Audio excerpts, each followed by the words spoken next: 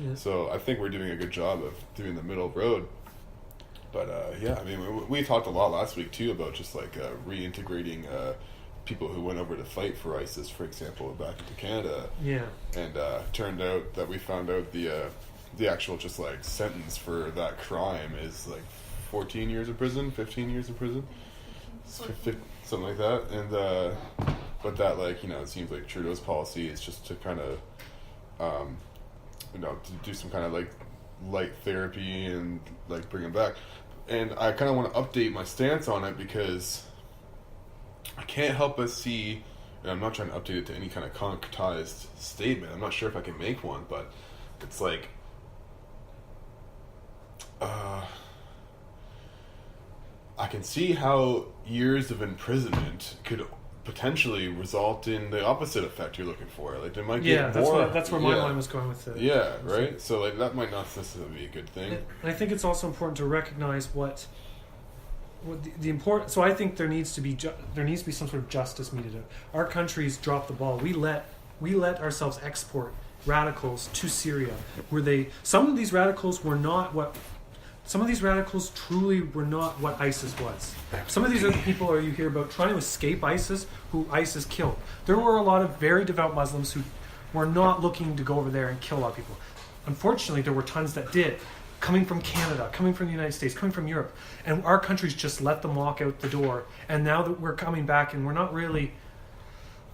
I don't think we're really equipped to know what to do. I don't think we really know what to do. Because, one, we can't just go around willy-nilly and assume that everyone committed war crimes, even though I think we should be cooperating with the countries that they went to, Iraq and Syria, to make sure that if they find out that some fucking guy from Halifax, was talking about, he's in some camp and talking about how he came from Halifax, and next thing you know, he's committing war crimes in Iraq. We should be cooperating with those countries so that these people get justice served. There should be no excuse. But the other thing I don't want is to just go around and just assume that everybody who was stupid enough to go over there was evil. I think they deserve some sort of prison sentence, though, or some sort of punishment, just for the fact they did go over there and support a group that committed atrocities. But I think there needs to be some sort of... we should shoulder some responsibility ensuring that these people meet justice, but not be all lumped in with the same crimes, I guess. But I don't know how you do that. Like, I don't know how Canada's equipped to do that. I really think that we just dropped the ball that we even let this happen to begin with.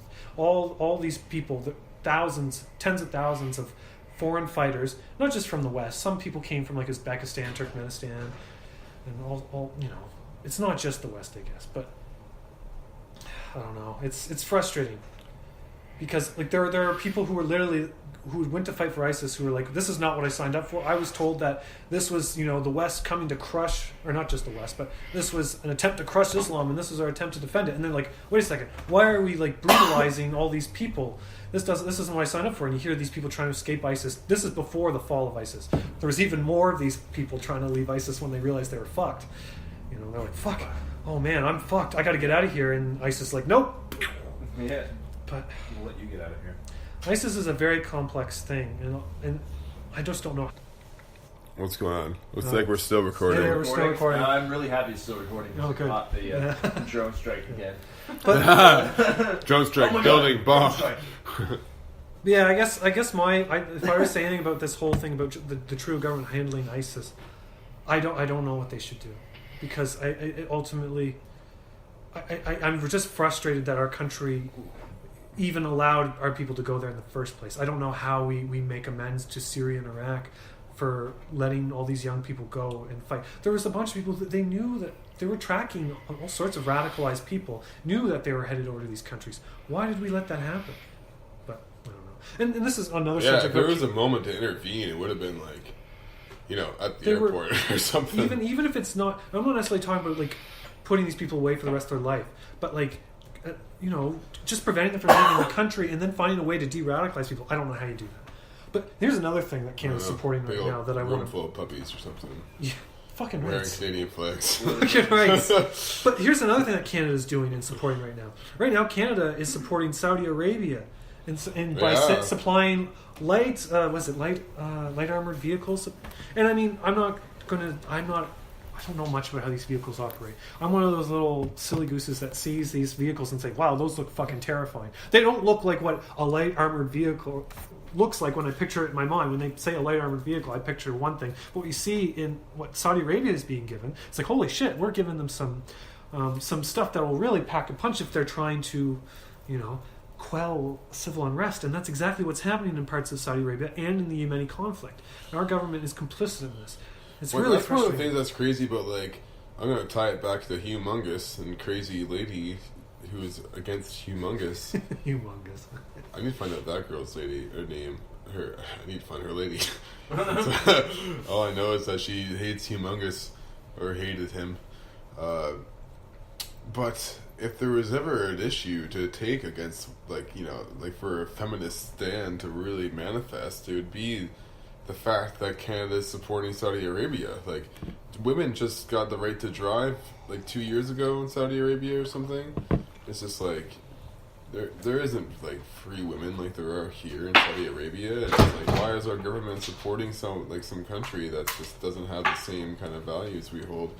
Yeah, I don't. But then you have the same leftist argument of there's no right perspective. There's an infinite amount of interpretations to see the world in, and none of them are the absolute one. Even though that's an incredibly ineffective philosophy to operate by, because just another one of Peterson's points that I think just can't be said better than how he says it is wow, that just left my head. It's okay. What the fuck were we just talking about? Talking about just people who are outspoken about issues here, but maybe not being as critical about our government. Oh, okay, yeah. I was talking about women's rights and stuff in Saudi Arabia. Well, no, nothing. That's okay. I got nothing. Whatever. Don't worry about it. They'll come back sometime. Someday, somehow. Oh my god, I almost went to a Nickelback song. Someday, somehow. Joel Krunger. Oh my goodness, so I got it. So, shout out to Glenn O'Keefe here, because I'm about to mention him. He'll listen to this, I'm Brad sure. Cougar. So, Glenn asked me the other day for a name for a beer, and I got one. Nickelbock. Bock is a type of beer. Nickelbock. That's my... So, I'm hoping Glenn will... How many nickels for a Nickelbock? I don't know. Maybe oh, gosh, I'm terrible. Not enough. Not enough. Not enough to make it worth it. I was. We were actually laughing about that song on the roof the other day. They're like, "I'm gonna make it all right, but not right now." Just why not right now? What better do you got to do? Give it a shot, Chad. Yeah, just try right now. You don't got time to waste, Chad. Gotta fucking make it all right now. And now that he's got a lot of money, he has tons of time. Yeah, you got tons of time. I don't believe in procrastination. Yeah. You gotta fix it now, buddy. Money is freedom in this culture. I just imagine the fucking sinks leak, the pipes are leaking or something, and you're getting water damage in your house, and he's like, "I'm gonna make it all right, but not right now." Gonna go out. Bad loser. Bad loser. Oh, Nickelback. Oh, it's gonna be too many. Too many. Yeah. Yeah. I think everything... That's a light armored vehicle? Well, that's not what I pictured. I imagine maybe this isn't that useful in war, but it looks pretty it looks useful. better than a fucking Prius or this something. Is not what I pictured when they said light armored vehicle. I imagined those Brinks security trucks. Look at it's this. A fucking... No, tell. Yeah, so it's I'm looking at this thing has fucking 8 wheels total. It's some crazy camouflage tank shaped thing. There's a big cannon on the top of it. And there's 2 other gunners on the top poking their heads out of the thing. It looks like a fucking big tank on tires. LAVs, light armored vehicles, and components similar to the one pictured above are among the top military exports Canada sends to Saudi Arabia. This thing looks like a fucking tank. It looks like a war machine. So I imagined some sort of Brinks security vehicle or something. Yeah, so I'm hoping that we're not being misled by this image.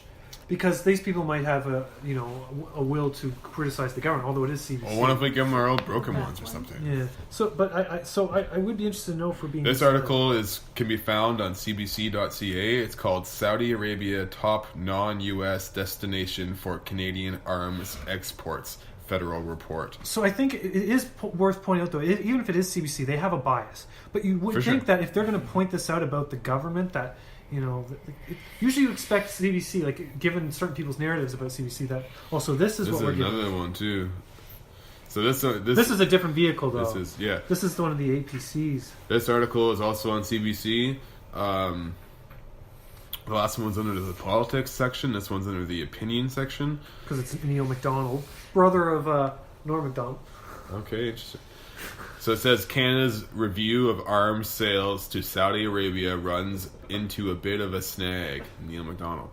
Global Affairs is struggling to find, quote, conclusive evidence that Canadian-made vehicles were used in abuses. Now we're looking at a four-wheeled vehicle. It looks like some kind of a Humvee truck type thing. But it still looks like, camo, army colored. Like, if you saw this cruising through the streets, you'd think that was a military vehicle. It's a big, like, SUV truck kind of thing. Says a still image from a video posted on Twitter appears to show a Canadian-made Taran Gurkha armored personnel carrier APC on the streets of Awamiya in the eastern province of Saudi Arabia. In this province, there's been some problems with a sort of like unrest between majority of Saudi Arabia is a part of a Muslim sect called Sunni, and these particular groups they're targeting are Shiite or Shia rather. So that's one of the concerns, is that we're helping the Saudis persecute Shia Muslims.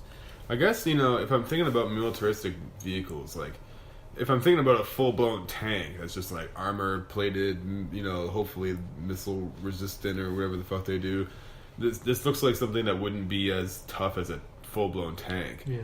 But still looks like something you could drive into battle. It's the kind of thing that's like, it's not even, for me, it's just the principle of supplying arms to a country that we know has significant human rights abuses, especially in Yemen. It's absolutely disgusting what they're doing there. So even from the fact, not just internal conflict, the fact of what they're doing in Yemen right now is disgusting. We shouldn't be supporting that, I think. We're doing something. Apparently, we recently approved sale of arms to Ukraine in their civil war against Russian nationalists. I don't know if that's the proper term, but the people in the eastern province of Ukraine, where they're fighting, ethnic Russians who want to separate or maybe become part of Russia. I don't know. And we're supplying arms there. I don't know if that's right to do that either. I really don't know. I don't know much about the Ukrainian crisis, but I know in the case of Saudi Arabia, it's frustrating that a government that claims to be so pro social justice and being progressive, that they would honor a deal with a country that's committing humanitarian abuse. It really just makes everything that the Trudeau government does seem kind of hollow. And I'm not trying to be like super critical of the government. I'm not a huge fan of the Liberal government. I know that it's probably not that simple. My understanding is that the deal was already made, but at the same time, I think you should still be able to, even if a deal's been made, most people know you would think that Canada's going to honor a deal as long as you don't fucking commit crimes against humanity. That seems like a pretty reasonable bar to say, you know what, we made a deal, but fuck you. But the thing is, you have a bunch of people that are making these vehicles and the economy, jobs and stuff like that. They want to make sure that those people's jobs aren't hurt. What are you going to do if you don't sell them to Saudi Arabia? Does anybody else want them? I don't know. I don't know anything about that.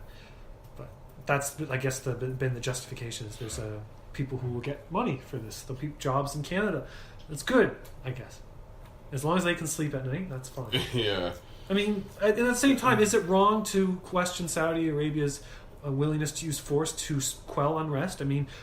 If they didn't, maybe the country would fall apart and something even worse would happen. That's just me being devil's advocate. It's true because, look what happened when they got rid of Saddam Hussein, and then the void of leadership that happened, and this civil war erupted afterward, fact or whatever. It's just these situations are so fucking complicated. You can't even wrap your head around it.